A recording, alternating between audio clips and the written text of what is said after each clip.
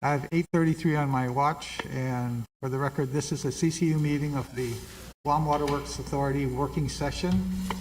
And for the record, those present are myself, Commissioner Ntalco, Commissioner Sanchez, Commissioner Martinez, and Commissioner Santos has just stepped out for a minute. He'll be right back in the room. So Miguel, the floor is yours. I have 197 pages, by the way, on board books, for those of you who are in board books. Okay. Yep. Thank you, Mr. Chair. We have two resolutions for your action at the coming board meeting. First is 06 FY 2022, and this is relative to transfers from the GWA rate stabilization fund into the GWA general fund. Okay. And if you recall, in February of 2021, the board approved Resolution 11-FY 2021, which authorized the establishment of our rate stabilization fund. We indicated at that time that we needed this as a potential tool to mitigate the financial risks resulting from the impacts of the COVID-19 pandemic on the economy and GWA revenues, and the potential threat to debt service coverage, which of course is what we were wanting to make sure we were able to meet that bond indenture requirement. In September, we transferred what the board had authorized us to transfer into the rate stabilization fund, and that essentially locked it away.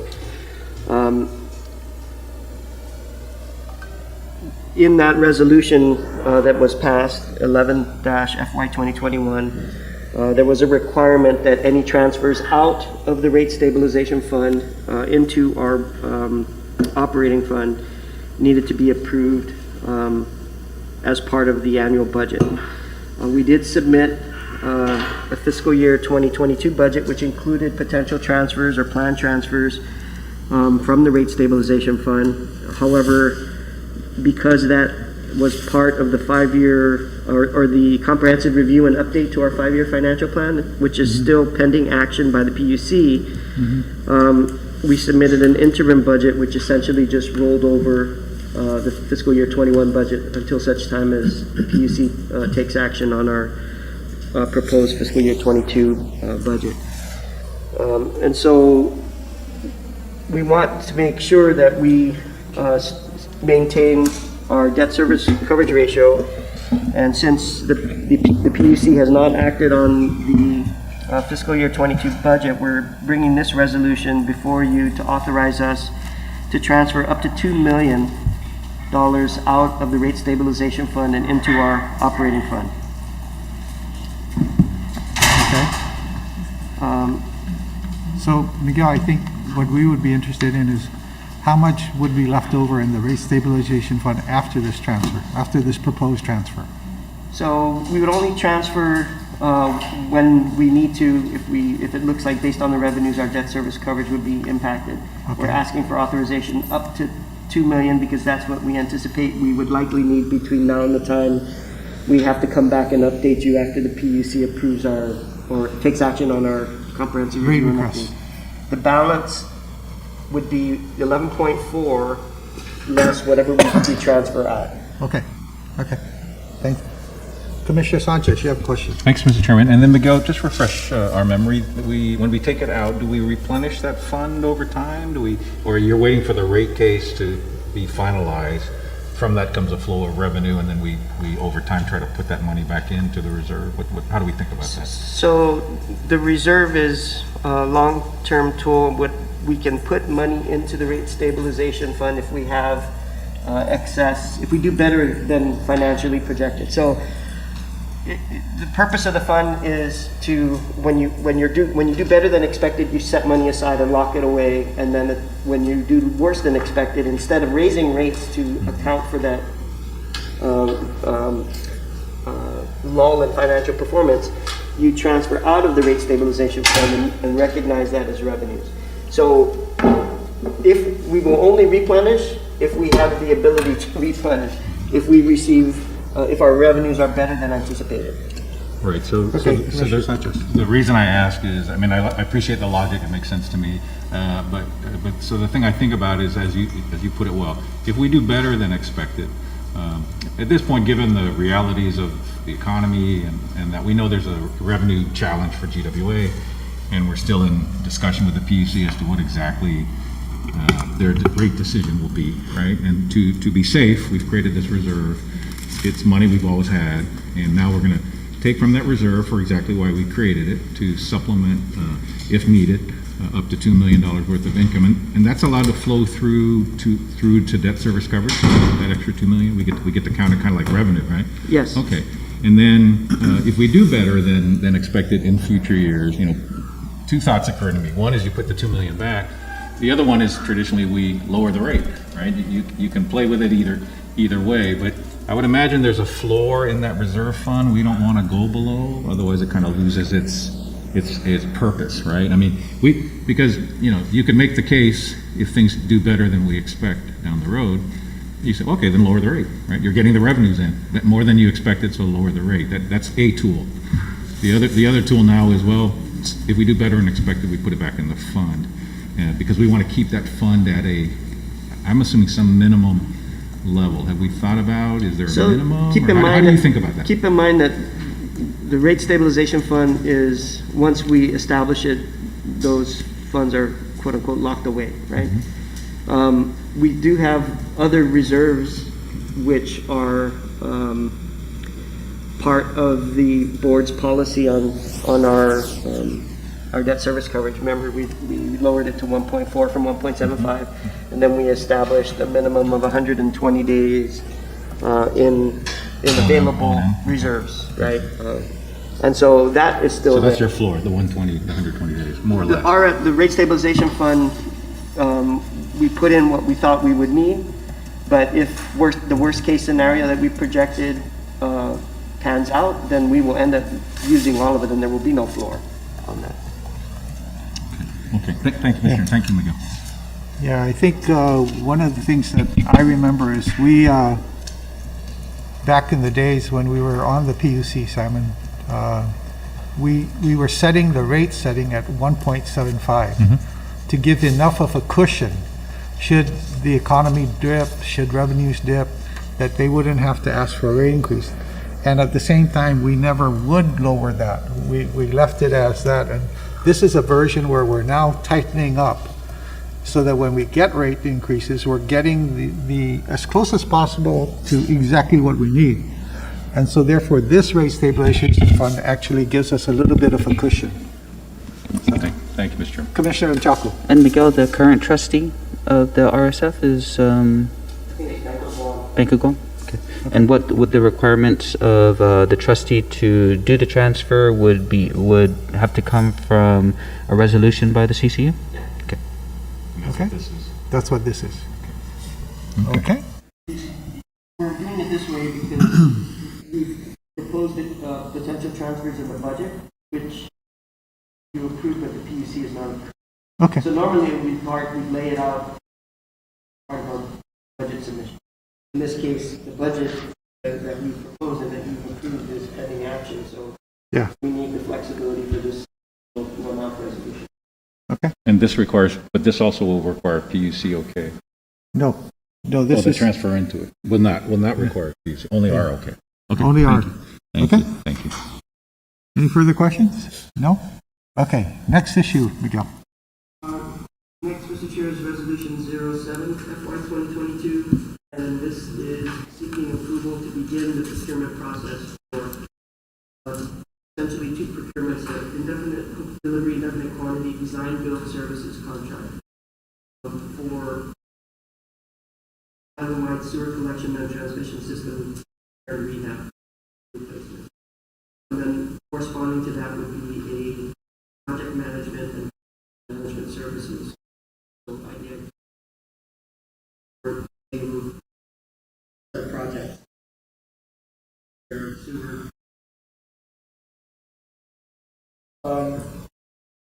Both of these are anticipated to exceed $1 million in value. We are seeking your petition if you receive in accordance with the contract review protocol. currently undertaking projects like this. We're on the second Route 1 sewer line rehabilitation project. And in looking and planning for the upcoming projects that are required under our 5-year CIP and our 20-year master plan, we've identified several projects on Route 10, for example, in Barragata, Route 1, IMP, and a couple different places in Agate that will require the same type of rehabilitation. In Agate, it's essentially, it's also critical because we have high filtration and inflow rates on some of these sewer lines. See that in the sewer flows. The Agate Center wastewater treatment plant during the early season. But what we put all these projects together, we're looking at construction costs that were estimated at the time the master plan was $2 million. So we anticipate the value of the construction contract to be somewhere in that range. And we are basing our estimate of the PMCM based on the work that was done on the Route 1 project, also over $1 million, I think about 1.3. So that's the estimate. Well, we're not seeking contract approval now, we're just seeking permission to petition the PUC to begin the procurement process. Of course, the funding for these sources, funding sources for these projects will be primarily through bonds, internally funded IP, which is revenue system development charges, and grants. So we'll use a combination of funds as we have them laid out in the. Any questions? Fix those lines, that's good. Yeah. Big Okay. project. Anything? Okay. These are the only two resolutions. Okay. Do you have you have a manager's report? We do have a management report. Sure. Go ahead. Sorry, I don't have them correlated to the pages in the board book, but No problem. starting out at the beginning of the management report, we have the updated workforce availability in January, and 347 employees healthy, 366. Vaccination rates improved a little bit. Total fully vaccinated employees is 301. That's 93% and 7. Okay. Moving to production on the operations update for the month of November. We have 2 months here to do that meeting in December. Our production was at about 39.6 million gallons a day with 96 wells active on standby for the month. And then in December that increased to about 39.2 million gallons a day with 93 wells active. We are seeing a bit of an increase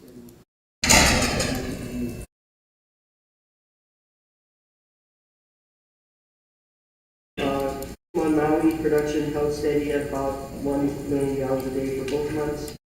A couple slight dips.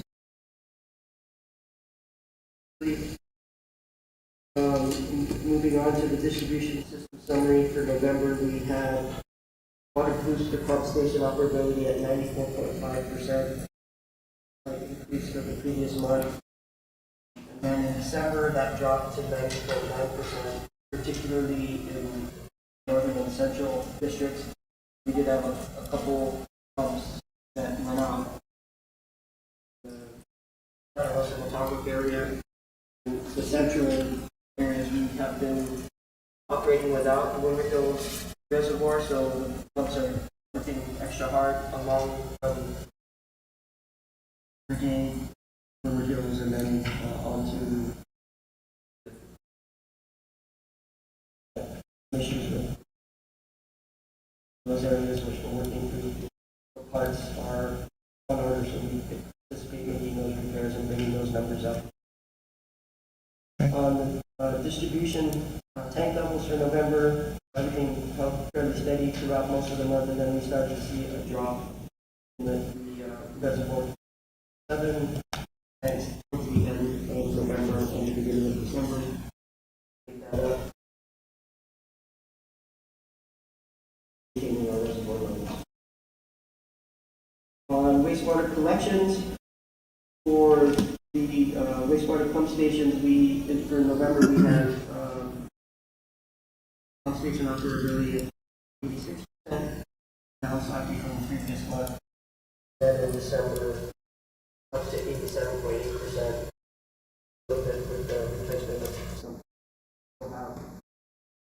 pump stations requiring motor rewindings that are in process. Some of these procurements for parts and maintenance have been a little bit delayed because of our cost containment measures. And so, during some maintenance, and when we can, we try to move along, but we need to get these things done. On wastewater treatment, for the month of November, we processed 731,000 pounds, $1,000, and the bulk of that obviously was to clean. Then, month of December, much over 1 million pounds of sludge was processed at a cost of $90.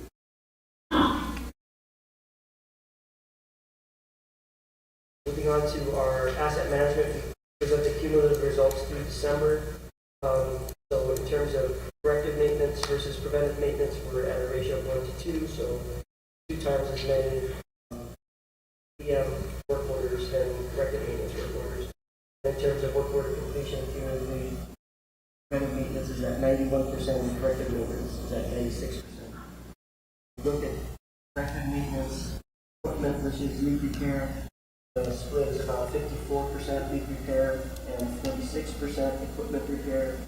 And the work order completion for the leak repair is at 98% and 96% equipment. Cumulatively through December. Okay. On one front, we do expect an inspection this month at the Timor Maui well by DOD. We still have heard nothing back from the Air Force on the inner time of our assembly of the reservoirs. For the OBA projects, coordination with the Navy, they've been assisting us. We're now into the construction of new wells, the new monitoring wells for the North Fisher. All of the rehabilitation wells have been completed outside the fence, a couple inside the fence that will be worked on. We're starting with the completion of new wells. We did have the first one just recently tested over the weekend by USGS. They were out here and we wanted to verify whether we were able. We did have some trouble drilling that first well. It got down to a depth that was slightly short of what was designed, but when USGS came on and did the testing, they found that it went all the way through the water lens to water. So it's sufficient depth. They confirmed that, so now we can go ahead and complete that first new monitoring well. So we are already working on a second site, and that continues to be moving along. A couple smaller items we're taking care of. The water wastewater sales and exchange agreement, we're still gathering financial data to contract together. That's being held up with me. Right now I haven't had the time to go through and complete my review of that information and provide it to the Navy. So work on that in the coming weeks. Then we do have a extension of the lease. GW is asking for use by the DOD for forestation or coal leak mitigation, environmental work. That's been agreed to in principle. It's just a matter of formalizing that, working on that. For the court order summary, no change. We're still at 98.9% complete, pending the completion of our reservoir projects. Working through issues on the latest set of tanks that are under construction, most significantly the Santa Rita tank. With the heavy rains in October, we did have some issues there with slippage of the slope to the access road, and it also turns out to have affected the access road to some agricultural lease lots that are affecting the public. So we have been working with one of the senators, the mayor, down there to try and DPW to try and resolve those issues, make the necessary repairs so that might have to provide alternative access routes to the residents who are using those leased lots. So what these negotiations are. We did have some SSOs for the month of October and November, which are listed here on the sheet. We will be putting together a billing insert specifically for the billing routes where we've seen a high incidence of causing issues in the line. Out to the public. Not much on the land acquisition to report. We did finally get title to one sliver of private property that was needed to put in the new water lines for the airport tank, which is nearing completion on the design, and then we'll be able to put it up. And then the remaining pages are just showing our repair and reporting efforts, and daily backlog in December was around 50, maintaining our efforts to keep those numbers very low. And I think we did have on the inquiry the board had made previously about death cases, and there's a summary here of total death and penalties those cases. And I think it's total number for all of the ones that have been reported in GPD since about 2018, 2021, about $237,000. Yeah, Commissioner Sanchez. And Miguel, so we've reported all of these cases to, I guess, GPD, and then I guess it goes to the AG for prosecution. And since 2018, none of these, have we had any prosecutions filed by the Attorney General's office for this $287,000 worth of theft? We followed up with prosecutor, who's Basil O'Malley, and Mr. O'Malley hasn't gotten back to us. So I can't say whether or not for certain any of these have been prosecuted. I personally haven't seen any prosecution come across for water theft. As the commissioners know, before coming here, I was doing criminal defense, and there were a handful of power theft cases that were prosecuted, but not water theft. I went into the statute, and I think there's a reason for that. Under the theft statute, it generally says, of course, that theft of utilities can be prosecuted, but there's a separate section beneath that exclusively for water, and there's nothing for, exclusively for power, and there's nothing for water. And I wonder if that's part of the reason, but I saw this report over the weekend. I am gonna send it over to the AGs and ask them again, based on this report, whether or not any charges have been made in the Superior Court to confirm. So, but as of today, I can't report that any prosecution for water theft has been made. And it is a significant amount. And these are serious, under the criminal statutes as well, these will fall under felonies because of the amounts. And this is serious jail time because of, again, the dollar amounts. Anything over $1,500 is a second-degree felony, and you're already looking at a minimum of 3 years in prison. So, again, I'll send the report over to the chief prosecutor, we'll CC the AG himself, maybe write a letter now that we have clear numbers and dollar amounts, and then I hope to report back in February, with a better answer on whether or not these have been prosecuted. Yeah, and be direct. Ask them why they are not prosecuting these. Because, if you've cited maybe there's a potential interpretation of current law that might prevent it, at least if that's their reason, tell us. Yes. But, just from a layperson's observation, 3 years of cases totaling $287,000 haven't even been, as far as we can tell, no attempts by the AG to prosecute these cases. You're now reminding us that given the dollar value of some of the theft, some of these are felonies, and yet we've had absolutely no action from the Attorney General's office that we're aware of to prosecute any of these cases, and it's $287,000 worth of ratepayer money that was stolen by these, or allegedly stolen by these illegal, and you look at them, they're almost all illegal connections. So, yes, if you don't mind, let's follow up directly with the AG and ask them why they aren't prosecuting and when they will Yes. prosecute, all right? And yes, we'll do that. And especially now, again, that we have a report, something, more concrete to follow up with, I think we could get better answers or some answer.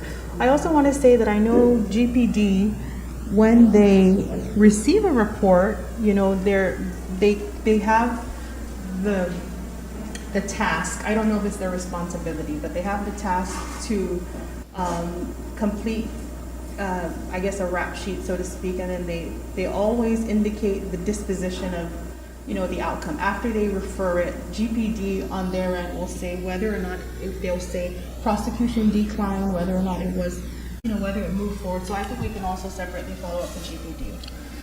Yeah, I mean, because I appreciate the AG was quick to enforce the open government law. It had no impact on ratepayers, and it was a $10,000 fine that was paid. But here is years of impact, years of complaints, of cases reported, significant amount, $287,000 versus of potential theft of water services from other ratepayers, and yet absolutely no action taken by the AG's office. That's concerning to me, and I hope you and Miguel can stimulate some positive and aggressive action on the part of the AG's office to go after this water theft. It's not fair to other ratepayers. And now that you've reminded us that the size of the theft is significant and a number of these cases are felonies, you would think our law enforcement infrastructure would want to pursue felony complaints for theft. So let's continue to pursue this aggressively with them. Okay. Anything else? Thank you, Mr. Commissioner. On just the last couple slides under the management report are, again, the summary for accounts receivable, and you can see for the November and December figures, the numbers have dropped on both the residential and commercial accounts to about pre-COVID levels. So we're about where we were collecting prior to the start of the pandemic. Okay. Good. Commissioner Mtaku. Is that due in large part as well by some of these rate relief initiatives that were brought about by the executive branch? Because I know that there were opportunities for people that were behind on the rates to apply for these and get their bills paid. So I think that they have contributed somewhat based on my conversations with DVMR personnel last week. I think there's still are some, those funds have not been completely depleted, so there's, I don't think that they've been taken full advantage of, but they have contributed somewhat to our reduction. Because on the graph up here, you show a time period where it drops significantly, right? There's a significant, steep decrease. It seems like that's the event in which some of those were paid down. That's when we resumed our disconnection policy. Disconnection policy, and then people started to, okay, understood. Okay. Commissioner Sanchez. Just one last question. I notice it's not on the agenda, but as you know, Miguel, there was some media coverage of a couple of accounts that had challenges with metering and billing. And can you, at some point, if not, it's not on this work session, then I know we've got a busy CCU meeting coming up, but I don't know if you want to comment today. I can comment today on the two cases that were reported in the media. The first one regarding the customer in Gigo with a single faucet who had extremely high bills. We sent a team out to do an inspection of the premise piping after getting permission from the account holder or the account holder's representative. And our team, which included guys who are work in the distribution system and respond to our mainline breaks, did report back. They have video and photographs which confirm signs that there was, in fact, a break on the private side piping of significant pressure, and the pressure at the meter, I had them verify, is around 50 psi. That indicates a long period of leak. It pushed all the soil to the surface, and in addition, there were signs of discarded materials from a recent repair. So there was a leak, it was repaired, the evidence is there. Based on what I was able to view, the materials that were used on the private premise piping, they're all above, the majority of it is above ground, so it's surface mounted, running along the ground, which could have contributed to the damage, but there were also signs that substandard materials were used. There was electrical conduit, what appeared to be electrical conduit adjacent to the piping, the water piping, indicating that it had been used in the original construction and was taken out when the repair was made. So there was a leak on the private premise side. One other thing we discovered was, although it was reported that she only had one working faucet, there were two other faucets that were observed on the property that were not working, and they appear to have been disconnected from being connected prior, and that might have been the leaking lines that were repaired. And on the 3/4 inch piping was what was there, and at 50 psi you can expect through an open 3/4 inch PVC pipe to get between 20 and 26 gallons per minute, which correlates to the amount of water that was being lost and reported on her bills. The leak alerts were there on the bills for the months where we believe the leak existed. Again, the meter test results confirmed it passed all three flow levels, so the meter is functioning perfectly, and the bill stands, and there's nothing that there's no evidence that we have to make an adjustment or credit to the bill.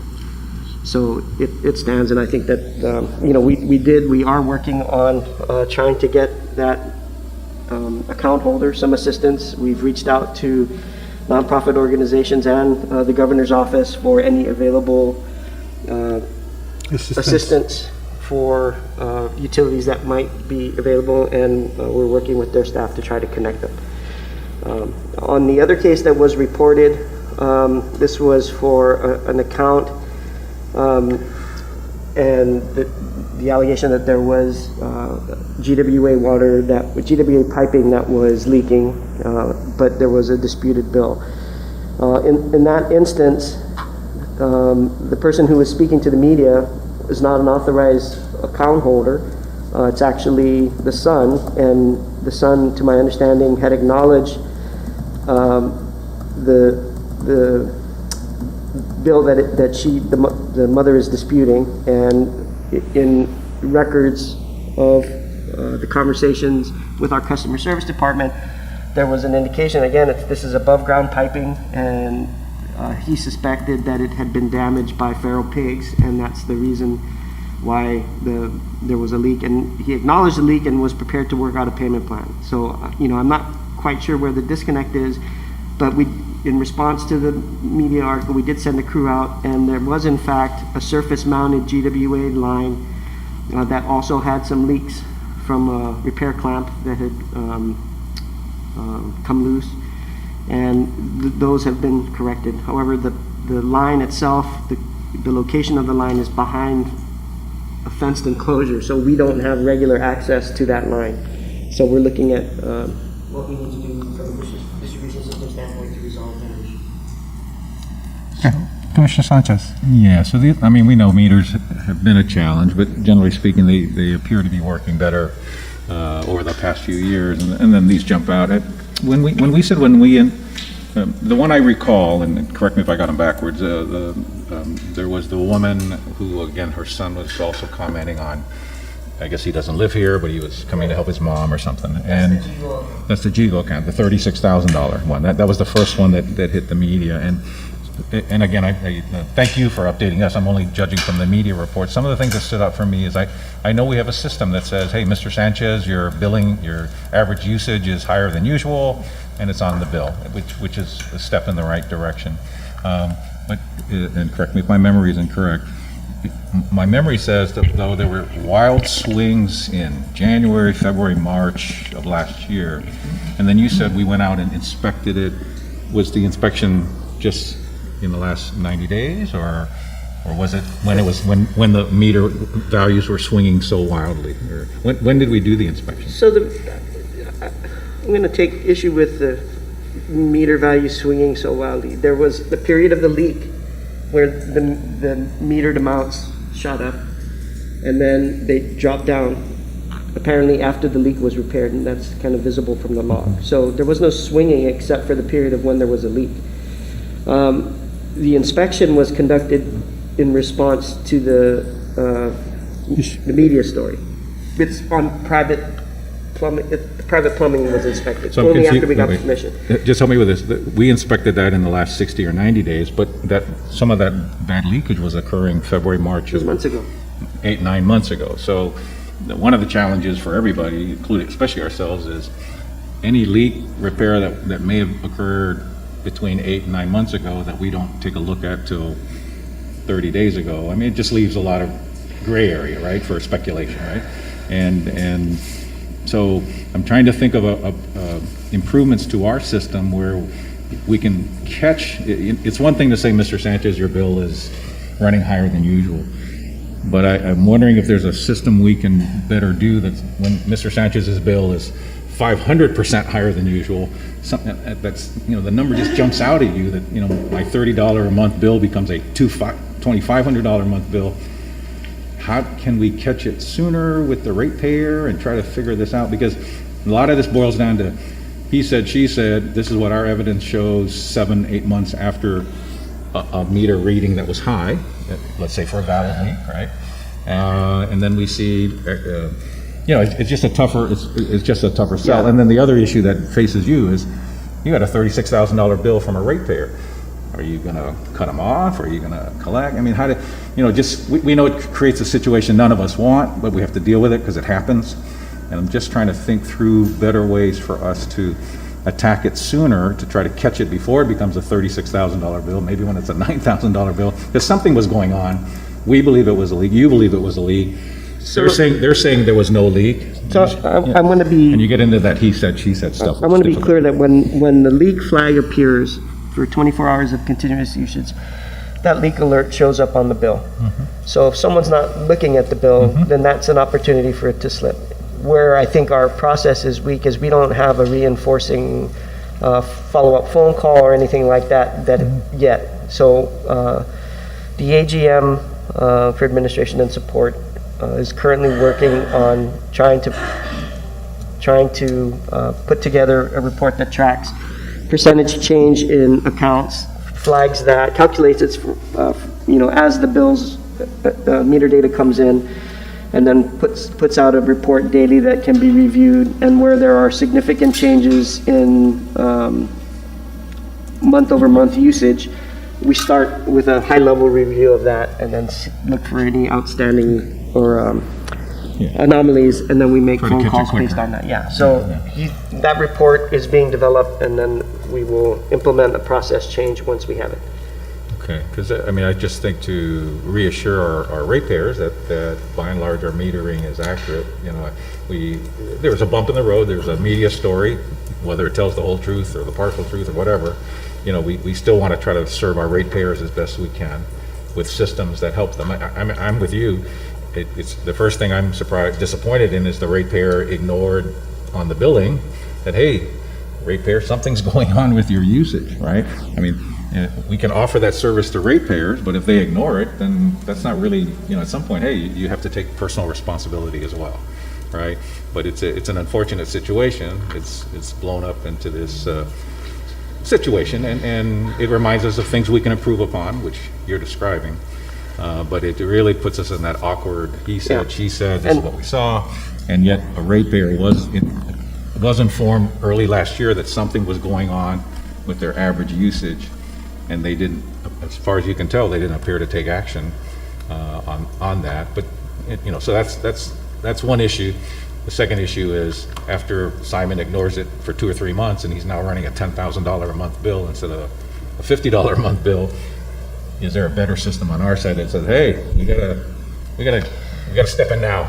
We can't wait 7, 8 months. We're working on that, and the other situation that is made obvious by this story is that there are customers who get caught in that cycle of running up a high bill, not being able to pay it off, not being able to afford repairs to their private premise piping, not being able to get leak detection if they don't know where the leak is. The customer assistance program that we presented to you in our for your approval prior to submitting it to the PUC included a customer assistance program. It's part of one of the 7 analytical studies that we completed for the PUC. That analytical study recommended a customer assistance program in line with what is being pursued nationwide for water affordability, and it included services to prevent that type of situation, leak detection services and leak repair services that would be provided to qualified recipients of the customer assistance program if it's approved by the PUC. So we've recognized that affordability was an issue way back when we did the 2018 master plan. It recommended that we look at and implement a customer affordability program. The analytical study built on that, and the recommendations from that study said this is a sample customer assistance program that we think you should implement. It gave recommendations. We incorporated those recommendations into our comprehensive review and update, and hopefully the PUC approves it moving forward, and we can implement that this year. Okay. Thank you, Mr. Chairman. Yeah, you know, that I can speak from experience. When we've been improving our water system and increasing the water pressure in the lines, when you increase the water pressure in the lines and you have any little leak, you're going to have a huge bill. I had to pay a bill, just like everybody else. My bill was in the neighborhood of $800. When I first saw it, I jumped on it right away, and I said I had to go looking and say, hey.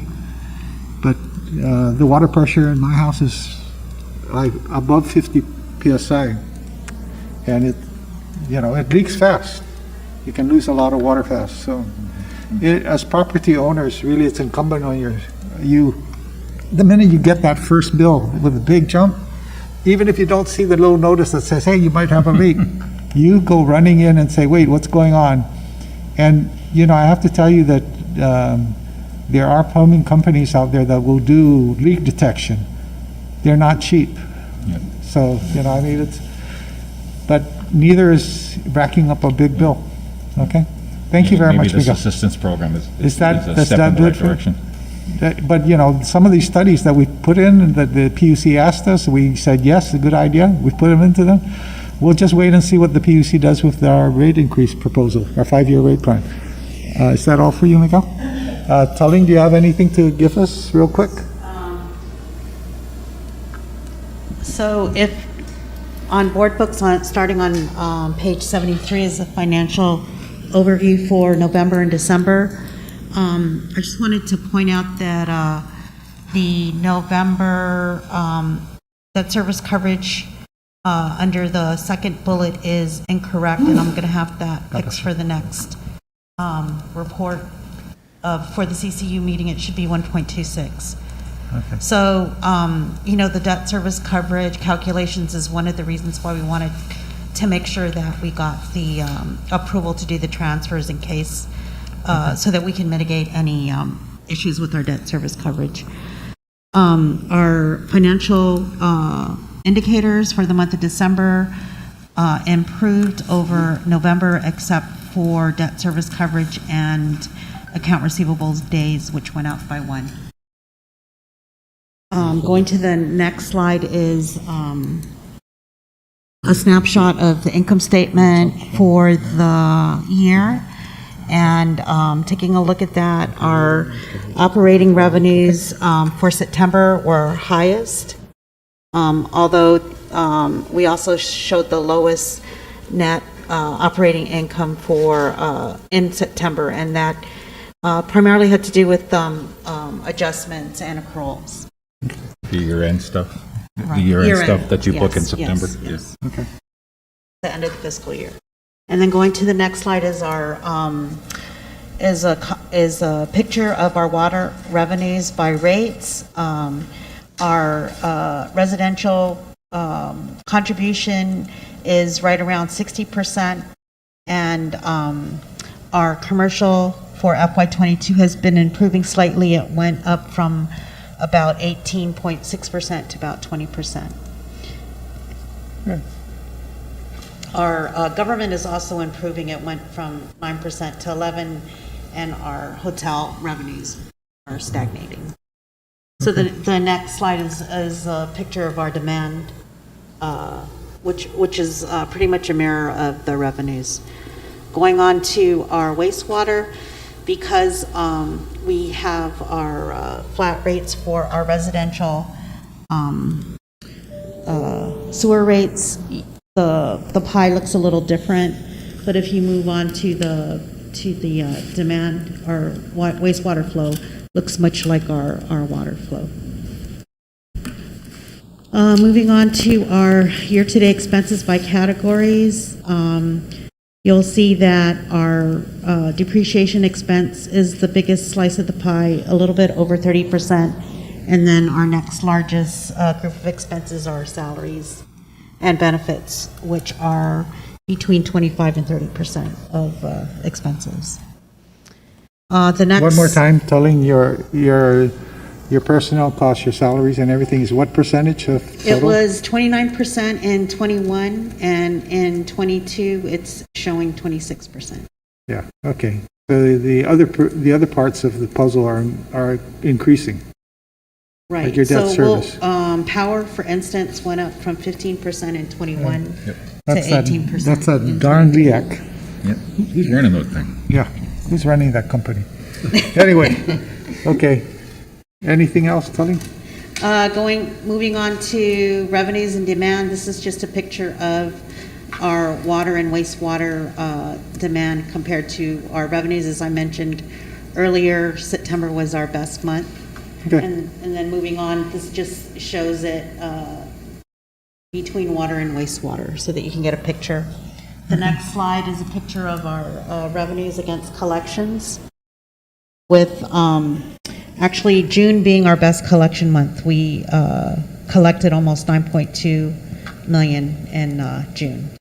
Okay. And then the next slide is a picture of our aging. The slide on the left shows percentages with the inactive account, and the slide on the right shows the percentages after those accounts have been removed. And then the last page is our debt service. Now to remind everybody, this year your debt service goes up by about $6 million? And FY '23. Yeah, okay. Yes. So we're just, be going you know, up. Yeah. What month? June? We pay January and June. yeah, you know, So this month you had to cut Yeah. bigger checks. you know, we have to recognize the fact that sometimes some expenses are just going to go up. Debt service is something that kicks in after we do the 2-year amortization cap I. So, you know, I mean, okay, thank you. Any questions for Tully? No? We might have some questions at Tuesday night meeting. That's the nice part about doing this work session, you know, we get to Tuesday night. Yeah. Go ahead. Just Commissioner a Sanchez. reminder, I love the graphics, and either I'm not smart with my iPad this morning, or I just didn't see those graphics. Can you just throw them on the Yeah, the no, I CCU had- meeting? I don't think, I'm on page 197. no, you're too far. Oh, they are? Yeah, you have to go back. Okay, so they're in there. Okay. Yeah, earlier, Okay, I had right problems, after Miguel, so. yeah. Okay, I- perfect. What are you doing over Yeah, there? 'cause usually they're neatly packaged. Okay, Yeah. very good, thank you. Not tight, Okay, it's fine. I had the same problem you had, Commissioner Sanchez. Yeah, Thank you. Thank you. Technically challenged. Thanks, Francis. Thank you. Okay. Anything else? Okay. We have a recess, right? Yes, wait, can you pass that out? We have a letter from our Then we go into executive session. legal counsel recommending that we go into executive session. So the chair will entertain a motion. Motion, Mr. Chair. Second. Is there a second? Okay, 5-minute recess. 5-minute recess. Do we have to recess that for that long? Oh, I gotta go. Yeah. You have Yeah, to go, right? yeah, he has to go. Well, You have to go to. bathroom break. Quick, bathroom break. I can use the restroom, please. Yeah, just so make it quick. As soon as you come back, we'll start. Good, good. I don't know, something's going on. We'll check mine. I checked mine. You did? So yours, the page is complete. What pages are missing?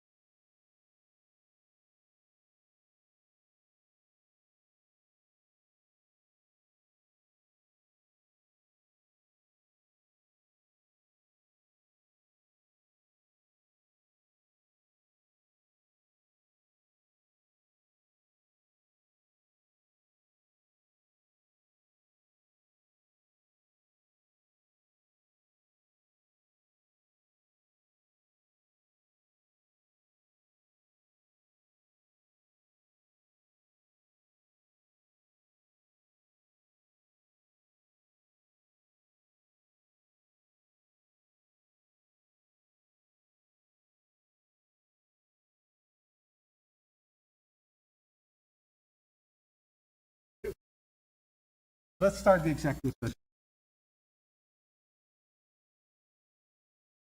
Well, is the court reporter, this, yeah.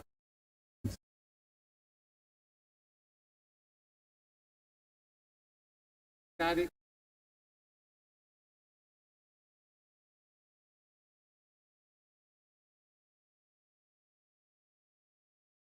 Because in the litigation.